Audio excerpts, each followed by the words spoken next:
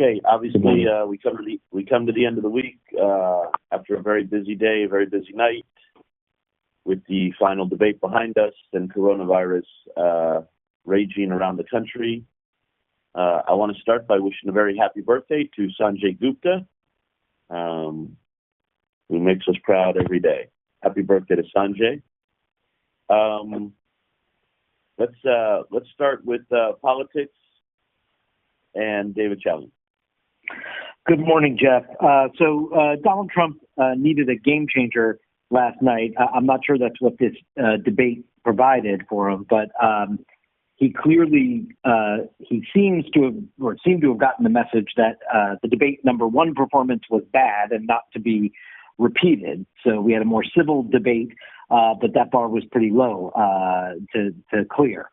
On issue number one, as you just said, coronavirus raging across the country, we just couldn't have had a more stark difference of rounding the corner and going away versus dark winter to come, learning to live with it versus learning to die with it. Trump said he accepted full responsibility, but never really explained what that responsibility for what. Biden had that powerful line that if you hear nothing else, hear this, and talked about how somebody responsible for that many deaths should not be reelected and continuing to serve as president of the United States. Of course, beyond the sort of style of the toned down debate, there is a ton of substance to chew on today. Healthcare, again, and I know we've talked about this, but it's so important to the voters. And it is such a personal issue that impacts so many people. And Donald Trump just made plain again that he has absolutely no plan. I know we say it over and over again, but the notion that he just says it's going to be replaced with a beautiful plan and pre-existing conditions are going to be covered, I just think it sort of laid bare last night how empty that was. Obviously, they had exchanges that I think are worth looking at day after on immigration and family separation, on climate change, energy, the economy, and of course their conversation about race in America, and then Donald Trump saying he's the least racist person in the room. Also made me think back to his conversation with Bob Woodward at the time of George Floyd's killing, and sort of how he thought Bob was just drinking the Kool-Aid when he was talking about some issues about race, and it was yet again declaring himself the least racist person in the room. As for Biden's performance, I mean, I don't think he was rattled at all by the Hunter stuff and the family stuff that Trump was throwing his way. And if that was Trump's goal with that stuff, to really rattle him, I think the mission was not accomplished, because he came, I think, pretty prepared for this stuff, pushed back, pivoted to offense on going after Trump on China and what have you. So that did not seem to get under his skin in the way that perhaps Donald Trump was hoping it would. And then, of course, there was just the reality that anybody not in the sort of Fox News and Breitbart ecosystem really understood what he was talking about necessarily. On the oil stuff, Joe Biden saying that he wanted to phase out the oil industry, and then yet again, this has happened multiple times.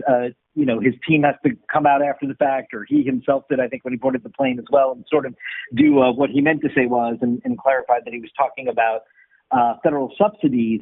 But obviously, you saw the Trump folks jump on that right away, and I just think that is something we should pay attention to, specifically in Pennsylvania, as we look at post-debate polling in that critical battleground state that comes in, to see if that is having resonance in some way that is a negative impact for Biden. I just think that's something on our to-watch list, because obviously it has a particular sensitivity in that critical battleground state as it relates to their economy.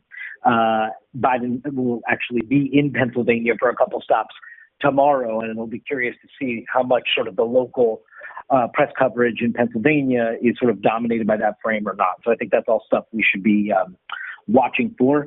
But obviously, it's hard to see how the fundamental dynamics of this race were altered in any way from this debate, or quite frankly, just the fundamental politics of the American electorate in the Trump era. I mean, the suburbs and women and even what we've seen now with seniors. I mean, there are fundamental shifts that we have seen over the last several years that is against Donald Trump, and it's hard to see how that kind of movement over the last many years in American politics snaps back because he didn't light himself on fire last night.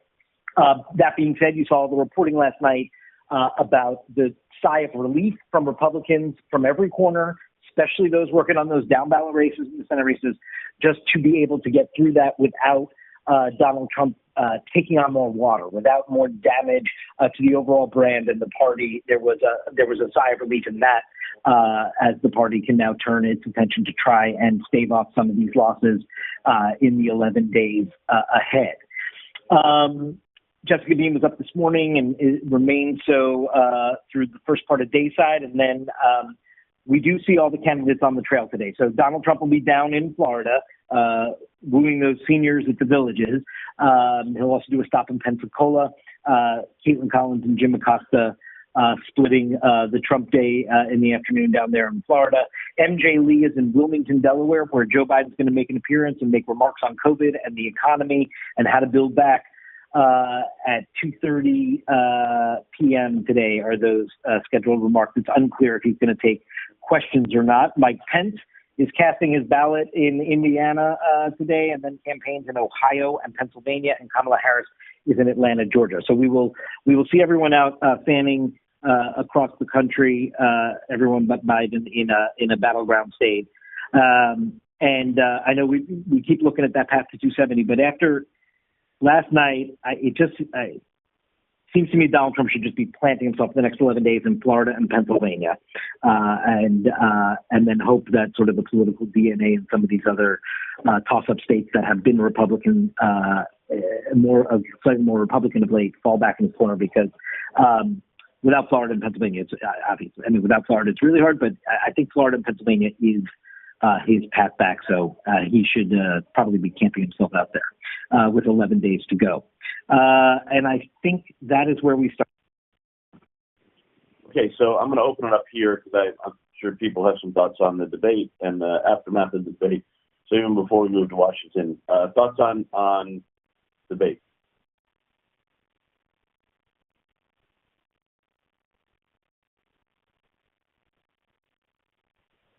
I wanted to say that just to follow up on something that David said about the sort of the race relations aspect of the debate. I mean, I love the way Van framed it last night. The peanut butter and ketchup sandwich. This is what we're dealing with, and Trump is not just fanning the flames, but he's lighting the match and pouring fuel on it. As it relates to racism and division. And I do think that Biden was much stronger in defending or sort of even explaining his record and the Obama administration's record around criminal justice reform and policing. The fact that they reduced the prison population by 19,000, they gave clemency to almost 2,000 people compared to 43 people. But obviously, legislatively, Trump got the first step act done, but administratively, with all of their focus on police reform and cops and everything else, the Obama-Biden administration was very strong. And so I think that sometimes gets lost in the discussion. And so I think that was a very strong part of the debate. Okay. Other thoughts?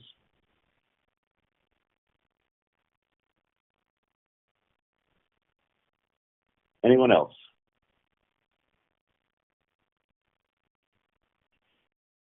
Okay, I would just the only note then that I would add to what David Chalian laid out, I think really well on everything is, in the aftermath of the debate that, in which there was no game-changing moment, and we're going to look at each of the individual pieces of it, whether it's on race, as Janita was just talking about, or child separation that's gotten rightly so a lot of attention, or COVID, or all of that. So, and we should, look at all of that. I want to make sure that we do not, as David pointed out, I don't want to ignore Biden's positions on what he said about oil, which I know he's trying to clean up, and what he said about fracking, which we have the tape from CNN. Again, I know he's trying to clean it up, but we can't ignore those things and just do child separation and race and COVID. So I want to make sure that we are looking at his comments on oil and fracking. I do think on the Breitbart, New York Post, Fox News rabbit hole of Hunter Biden, which I don't think anybody outside of that world understood last night, it is important to note, to the degree that any of that ever comes up with guests or any reporting or on reliable sources this weekend, that just after the debate, the Wall Street Journal reported that their review of all corporate records showed no role for Joe Biden on the Chinese deal. And yes, I do put more credibility in the Wall Street Journal than I do in the New York Post, for those who want to ask why we would take their word and not the New York Post. So I do think there is a distinction. Does anybody have any other thoughts before we move on? Yeah, Jeff, can you hear me? It's Rick. Yes, we can, Rick. So on tracking, and as a Pennsylvanian, because I've been following this closely in my home state for a long time, in terms of how material the issue of fracking is when it doesn't occur in many states, and in particular in the battleground states, Ohio and Pennsylvania are big in that regard. But frankly, I think we should include at least the polls that we review and approve from Pennsylvania in terms of whether Pennsylvanians are in support of fracking in a substantial way. And it's pretty much on the polls that I've seen, and I'm not sure all of them are viable for CNN. David and Jen would know, but it's about a 50-50 split. So it's not like everybody in Pennsylvania is for fracking, and this is really going to hurt Joe Biden. And as Trump and his supporters continue to say, I mean, there's a lot of opposition to it for environmental reasons, et cetera. So I don't know if it's a game changer, and might be a story we send someone there to take a look at, since there's been so much discussion about it. Yeah. But I don't think we have to make it about the polls. I think we just have to make it about his position. Well, but Jeff, even if he has gone back and forth, if it doesn't make that much difference to, if it's not a game changer in Pennsylvania, what difference does it make? Well, we hold Donald Trump. We hold Donald Trump's feet to the fire when he changes his positions. Right. Saying that we just need to do the same. Again, I think... No, I agree with that. I'm just saying that there's two steps to it. One is exactly what you're saying, and Daniel's done. The other part is it material in the battleground states where fracking takes place? Because outside of the battleground states, a lot of people don't even know what fracking is. So I just thought we might, if we have a acceptable poll, we might just put it out there, and then people can use that when they're discussing that with some of our political analysts. Thanks. Well, I would add to what Rick said, also being from Pennsylvania.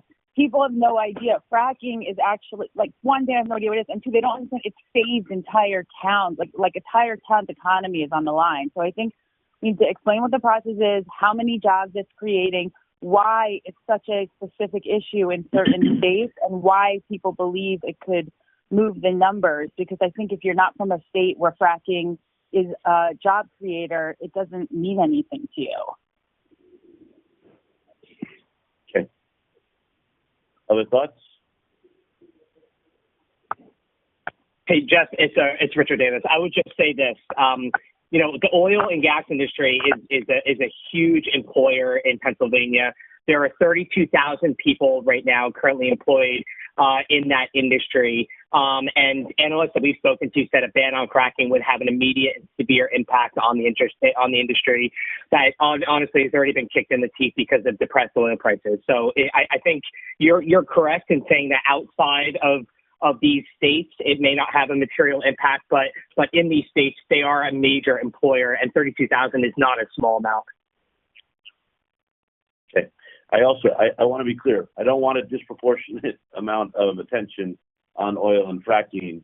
The only point I was trying to make is that we shouldn't ignore it,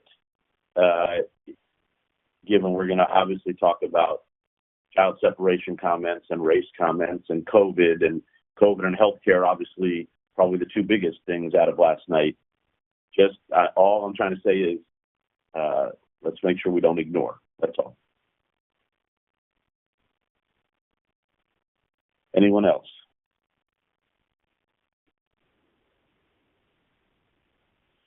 Okay, Washington.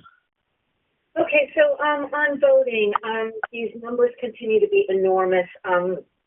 46 million votes cast in 48 states, closing in but not yet surpassing the 2016 numbers of early voting. The Democrats have dominated this voting by mail, but as we see more Republicans doing early voting, those numbers are starting to close. And Pam will have the wrap on voting today and all the various elements to that.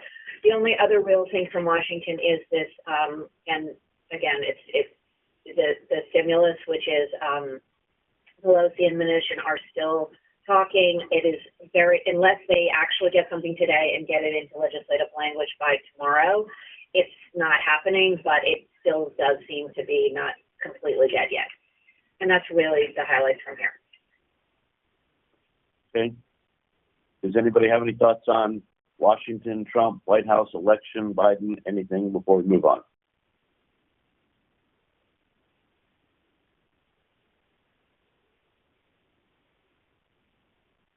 Okay, coronavirus, Matthew.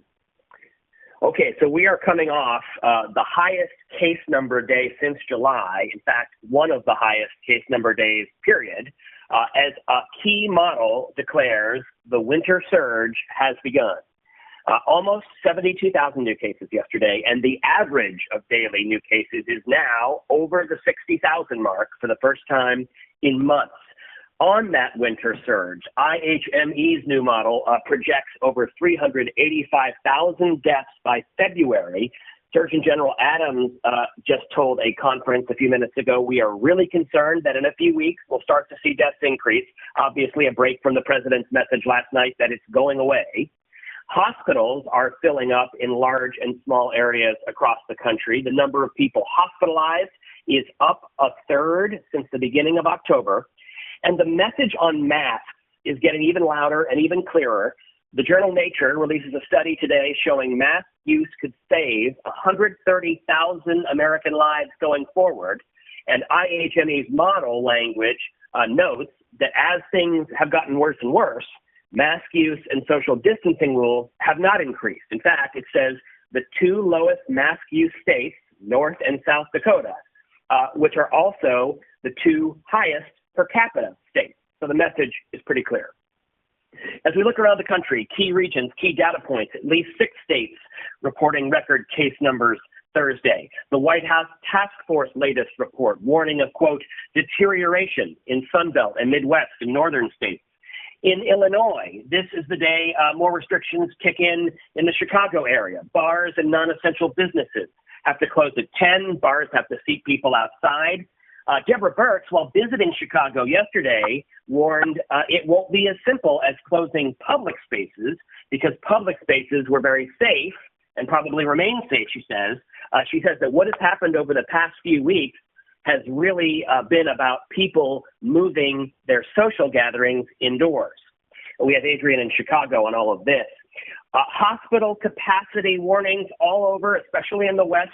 An Idaho hospital system says hospitals are 99% full. Utah warns hospitals are filling up and that 20% of ICUs there have only COVID patients. St. Louis hospitals telling our affiliate they are approaching crisis mode. In New England, growing cases linked to ice hockey lead Massachusetts to join New Hampshire and Vermont in closing ice rinks. And growing problems in churches around the country, as well as nursing homes that we've been talking about, which continue to be a huge problem. The latest outbreak in Atlanta with almost 50 cases, and Nick Valencia in Atlanta. On the school front, certainly we remember all that controversy over the pressure over CDC school guidance. Well, now the House Select Committee says that a top CDC scientist has acknowledged to them that the current guidance is outdated. It's being revised because, he says, it does appear children can become infected and clearly can transmit in schools. Obviously, in context, we have not seen mass infections in schools nationwide, but very notable on this guidance. In Houston, schools reportedly dealing with large numbers of teachers in a sick-out over safety concerns. And then on the college front, which remains a bit of a mess as Florida cases rise, Bethune-Cookman University going into lockdown over a campus spike, and University of Michigan remaining under a campus stay-at-home order as so many undergrads have gotten sick there. We have Biana and Evan on the education front. From Health Today, just noting on treatments, a couple of key notes. As we reported, the FDA fully authorizing remdesivir for COVID. It doesn't seem to prevent deaths, but does shorten hospital time. And separately, convalescent plasma found in a new study to have only limited success. Key health speakers and newsmakers to watch today beyond this ongoing Surgeon General event right now. Pfizer's CEO speaks to the same conference at 12:30. The NIH director speaks to the press club at 2. Operation Warp Speed briefing at 3. We'll watch all of those. Sanjay, Elizabeth, and Jacqueline Howard available from the health team. And then just a sports note going into the weekend, opening weekend for the Big Ten after all the back and forth on resuming the season, kicks off in Wisconsin tonight, where the governor urged people to watch the game alone. Michigan's president tells Sanjay on New Day that he believes things are safe because of the conference's daily rapid testing plan, driving the likelihood of sick players almost to zero, he believes. And the wrap piece today on COVID is Nick Watt for 4, 6, 8, and 10. I'm going to go. Look, I just want to say that I know there's a tremendous amount of focus on the debate and the election, which is now 11 days away, as it should be. But we cannot underplay what's going on with COVID in the United States. The numbers speak for themselves. The number of cases, the number of hospitalizations, the number of deaths, tremendously on the rise, all as the official start of the flu season is here. This is a disaster right now, and we cannot underestimate this. Does anybody have any thoughts on COVID?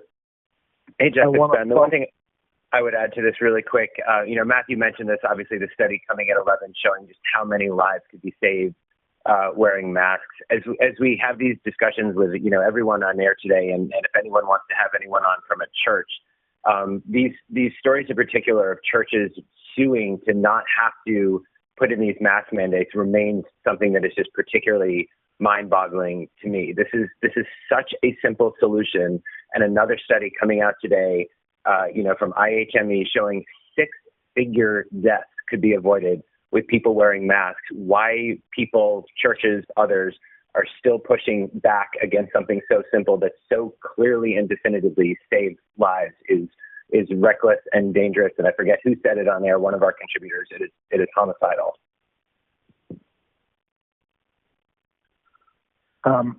Jeff, I know Jake's been relentless about this, but I think that this should be a huge focus next week. No matter what we think about any issue out there, the biggest issue everyone is going to the polls with this year is the pandemic. And I think an overlooked part of the debate last night is that the president basically said, I'm going to do nothing. I mean, he basically said, it's all coming. It'll end someday. He has no ideas. He won't even push mask wearing when we hear statistics like what Ben just said. It's the thing that matters. The fact that the president, the incumbent, is refusing to deal with the biggest problem right in front of his face, even as it gets worse and worse. I totally agree with you, Joe.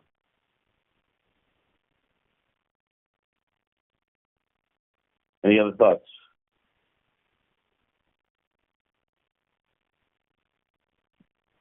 Jeff, it's David. In light of some of the conversation we just had, I think it'd be worth doing a deep dive into the plight of the school teacher as we go into the fall, colder months, and a level of stress and anxiety that so many of these people are going through every day, and the social or psychological and long-term impact of feeling like they're compelled to go into a dangerous environment. I think it'll be a good story. Anyone else? Matthew, why don't you take the rest of domestic, please? Okay, there's a new case involving a fatal police shooting of a young black man. This is in Waukegan, Illinois, sparking some protests. An officer who shot into a car said to be driving in reverse toward him, killing Marcellus Stinnett. The National Desk and policing team working on this and getting this out. Also, Kentucky's governor calling on the attorney general there to release, quote, everything from the Breonna Taylor grand jury proceedings. A second anonymous grand juror speaking out to back up the notion that they were only presented the option of the lesser charges. And finally, just keeping an eye on these devastating wildfires in the West, particularly in Colorado. This one fire called the East Troublesome Fire, going from basically nothing to almost 200,000 acres in a matter of a couple of days, taking lots of homes, forcing lots of evacuations, one of about 60 fires we're watching around the U.S. right now, and Chad and Allison in the Weather Center can handle this. And that's it. Okay, thank you. International. So obviously we're very much focused on the debate, but we're getting to COVID as well. Just on the debate, we've got Nick Robertson, who can handle all the diplomatic reaction from overseas. You know, Russia's comments that this is a competition of basically against who dislikes Russia the most. China's reference to Trump's filthy air comment, the skies are blue today, and also the North Korea lines. He can kind of pull all of that together. We've also got regional reporters as well. On COVID, Wales goes into lockdown tonight. We're covering that. Scott McLean handles all the different Europe angles. We're seeing the highest spike in more than a month in South Korea, which is interesting, bearing in mind they've kept things so under control to date. Paula Hancock is on that. Australia is starting to increase the small numbers of citizens who are allowed to return home. It's actually a staggering number of Australian citizens who are still stuck out there. 26,000 want to come back. So we're also covering that with Christy Lustout. And some breaking news, this terror threat in Turkey. The U.S. mission in Turkey has said that they have credible reports of potential terrorist attacks and kidnappings against U.S. citizens, foreign nationals in Istanbul, and against the U.S. consulate. So Arwa Damon is covering that from Istanbul. Okay, great. Thank you. Yes, that's an interesting story. Business. Good morning. So equity futures rising this morning, all on stimulus hopes. Obviously, we know the House Democrats are seeking a deal, but serious sticking points remain. On Fox Business moments ago, Larry Kudlow saying that there are still significant policy differences between the two sides. We're probably closer than we were a week or two back, but still major policy differences remain. Romans and Alessi are up and available on that. They're also parsing some big economic threats from last night. The president's familiar arguments, including that Biden win would crush the stock market and cause a depression. As we know, neither has any basis in fact. President also just suggesting that big Wall Street analysts agree with him. No, they don't, as Matt Egan has been reporting. With no stimulus deal in sight, though, markets still rising with the belief that investors believe that a blue wave could deliver fiscal stimulus, which Wall Street obviously very much wants. We're also tracking retail this morning, putting money in the pockets of Americans, very important as we head into the holiday season.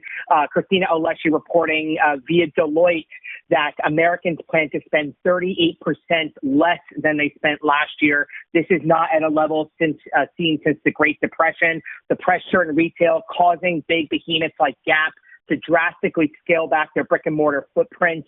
Gap announcing late yesterday at an investor conference that they're going to close upwards of 30% of its Gap and Banana Republic stores beginning in 2024. We're also watching a trending story on how Americans' lives are changing post-COVID. Macy's announcing that Santa Claus will not be visiting any Macy's stores in 2020, ending the 159-year holiday tradition, obviously due to concerns regarding the coronavirus and the spread of that. Instead, Macy's creating an interactive virtual experience. So we are up on that as well. And lastly, in non-COVID news, Georgia County is ground zero to what may be the first ransomware attack to hit election infrastructure this political season. It was on Hall County, home to Gainesville, roughly 1 hour north of Atlanta, and this was disclosed in early October. So Brian Fung has been up and reporting on that. And obviously, we know that there's been a significant uptick in ransomware attacks in the past few months, and that is where we begin. Okay. Thank you. Anything else in Washington? Nope. Okay. So before we move on to digital, does anybody else have anything they want to bring up? Hey, Jeff. Yep. Hey, Jeff. Can you hear me? Yes, Mike. Yes, we can. Hey, thank you. I just want to follow up on what David said about school teachers, which I totally agree with.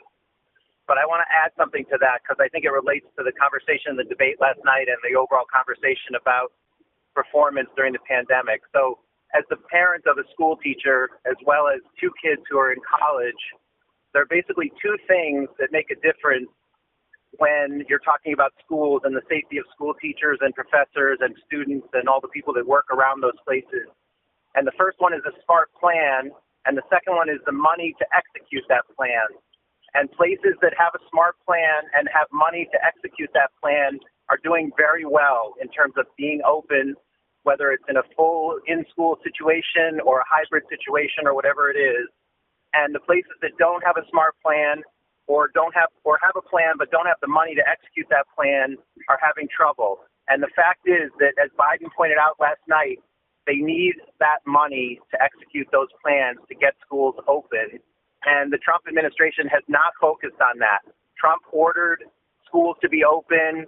Governors like DeSantis ordered schools to be open without providing the funding that they needed to create a plan to keep teachers and students safe. And there are places that locally did things to make that happen. But overall, the federal government should be doing so much more because I 100% agree that schools should be open. It's a key piece of the economic status of the country as well as the physical and mental well-being of the country, both for kids and parents. But the fact is that they need that money. And the bill that's sitting there has a lot of money for schools to protect students and teachers in it. And Mitch McConnell and others like that have blocked that funding, and I think that that's a huge piece of this. And it was an interesting conversation in the debate last night. Trump didn't have any facts on that. Trump didn't have any response to that when Biden talked about the schools and the money they need to open safely. I think it's a really big deal, and I think we should be focused on that. And so, Virginia, Matthew, Leora, let's make sure that we have Biana and then we're looking at this, okay, please? Yep. Thank you.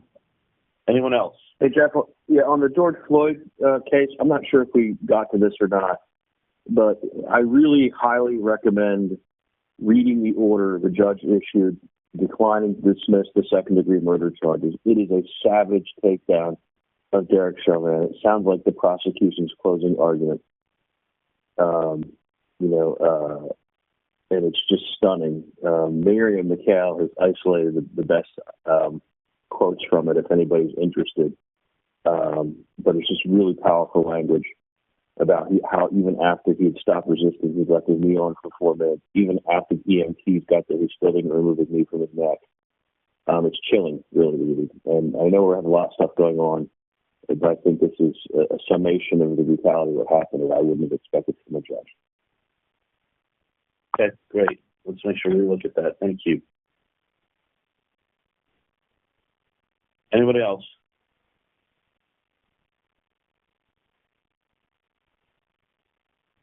Okay, digital. Good morning.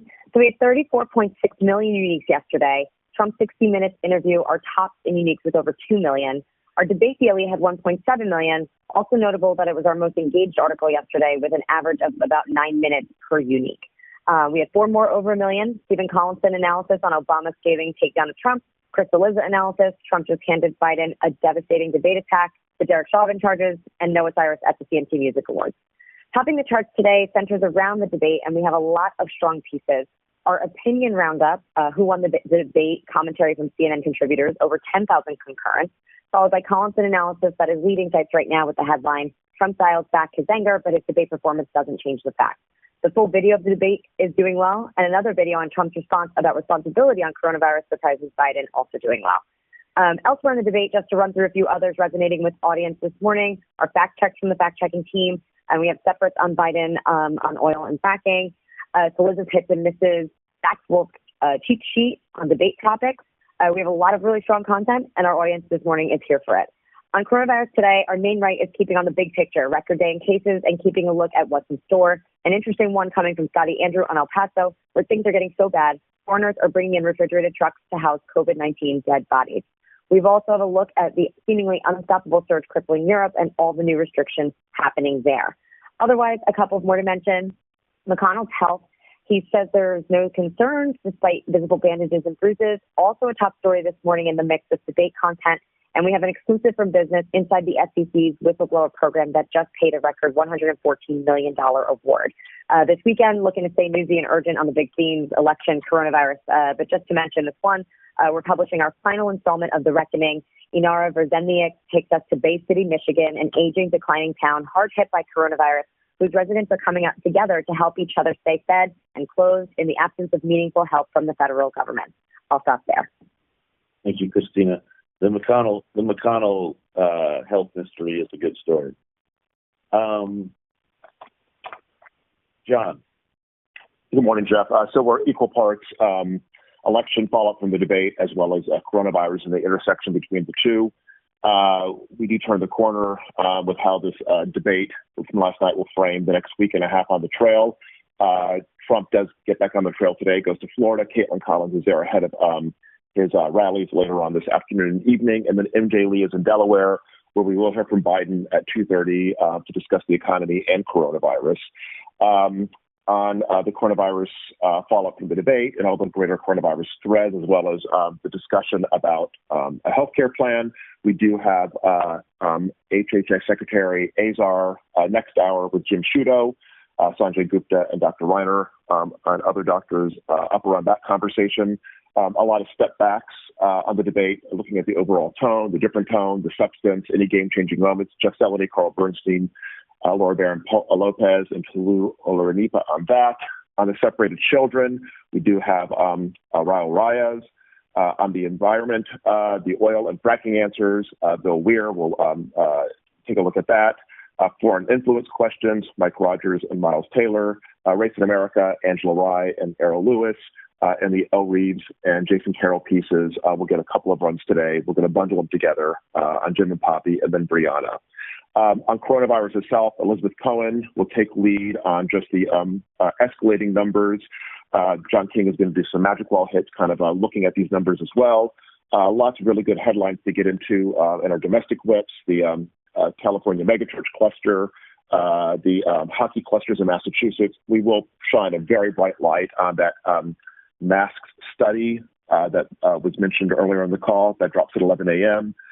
Big Ten begins its games. Mayors in these college towns are really concerned, especially in the shadow of what happened with the SEC. Plus the Macy's Santa story is just a good cultural story to grab onto, so we'll look to get that in as well.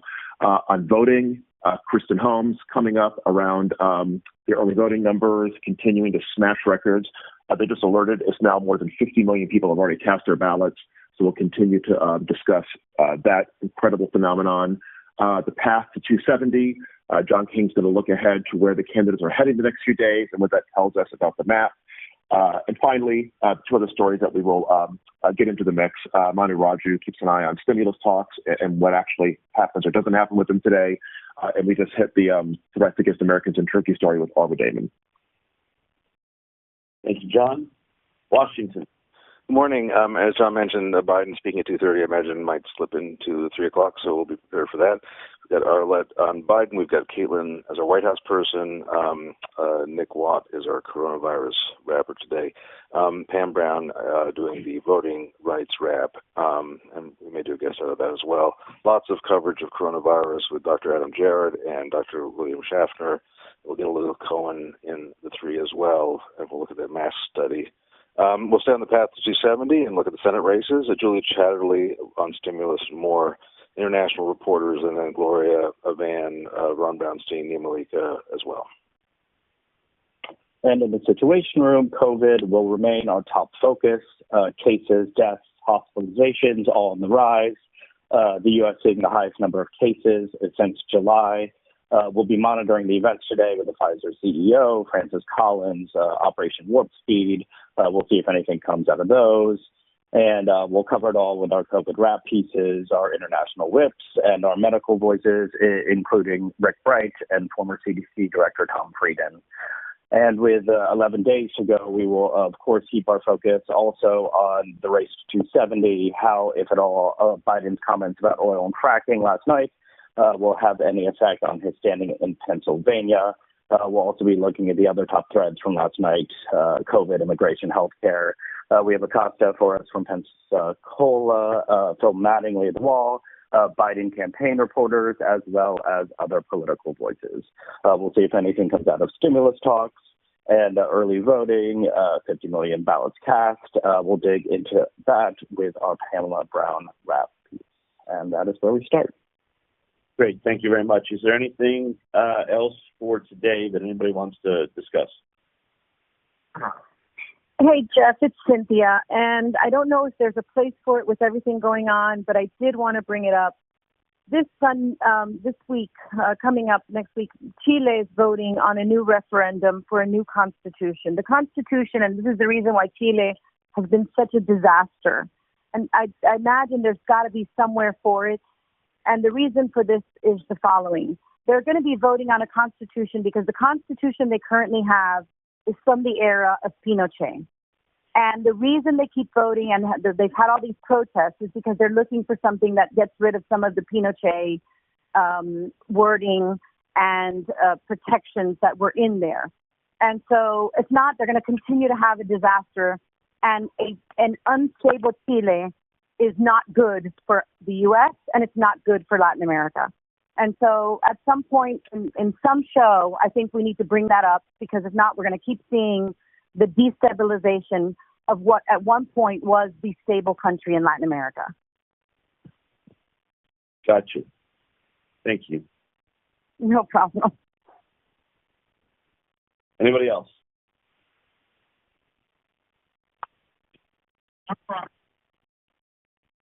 All right, let's move to the weekend, please, and start with Smerconish. On the road to 270, we're going to look at mail-in ballots. Hundreds of thousands could be rejected. A recent Q poll found that 69% of Biden voters expected to vote by mail compared to 21% of Trump voters. Early data shows 3 key voting blocks that overwhelmingly support Joe Biden are most likely to have their ballots flagged or rejected. Young voters, Black and Hispanic, and first-time mail-in voters. 2016, over 300,000 were rejected. More than 500,000 were thrown out in this year's primary, and not every state kept track. We know in the primary, over 37,000 were thrown out in Pennsylvania alone. Let's not forget, Trump won PA by a little over 44,000. Wisconsin, over 23,000 ballots were rejected in the primary. Trump won that by a little over 22,000. So far in North Carolina, 61% of ballots that need to be fixed belong to Democrats, compared with 18% for Republicans. In Florida, 14,000 ballots won't be accepted unless they are fixed. The good news, North Carolina and Florida have ballot curing process, so they can fix these. But not all states notify their voters that they won't be counted or allow them to fix their mistakes. So mail-in voting can be a problem for Biden, not because of fraud, but human error. We have Michael Hernon, professor of government at Dartmouth College.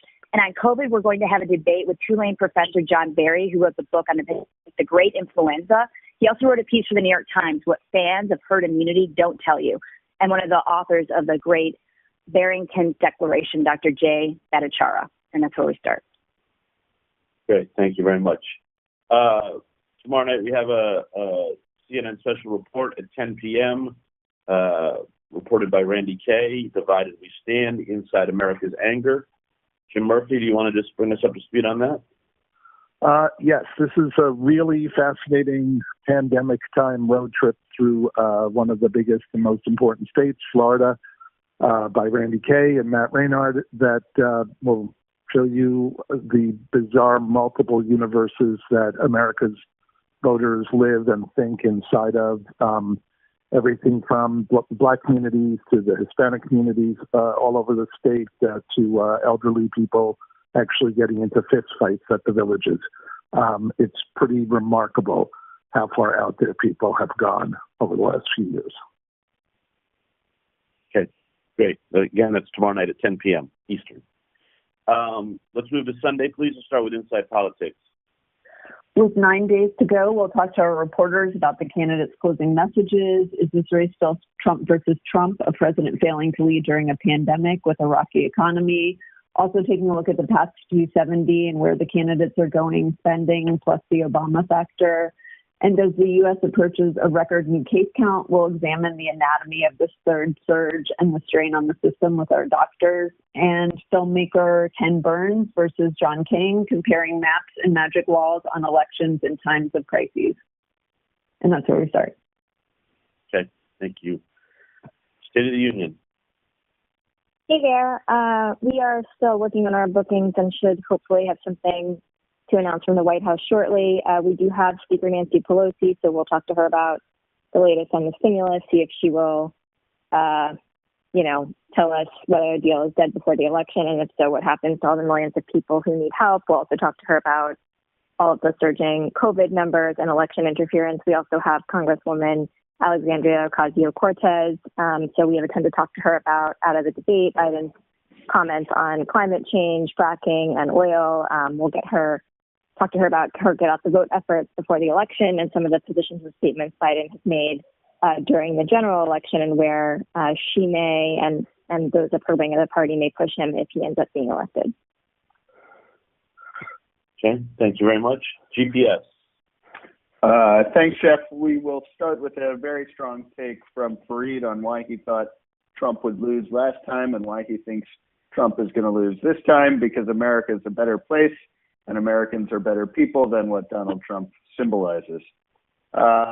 We have a panel to talk about all sorts of election-related issues, from what the election looks like in other countries to the severity of foreign interference in the election and much more. That panel is Ian Bremmer, former British Finance Minister George Osborne, and Time Magazine's Charlotte Alter.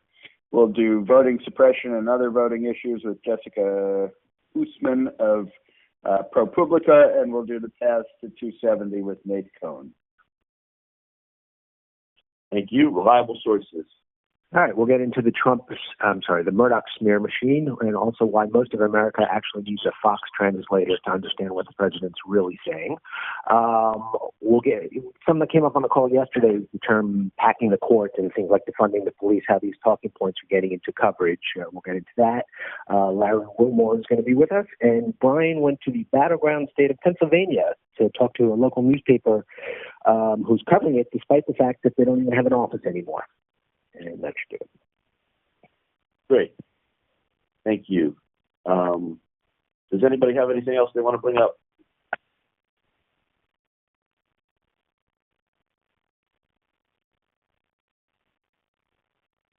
Okay, let's remember, obviously there's two driving stories for us, the election and coronavirus.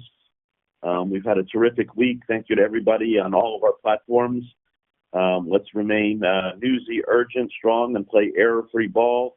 We head into the final 10 days of the campaign this weekend.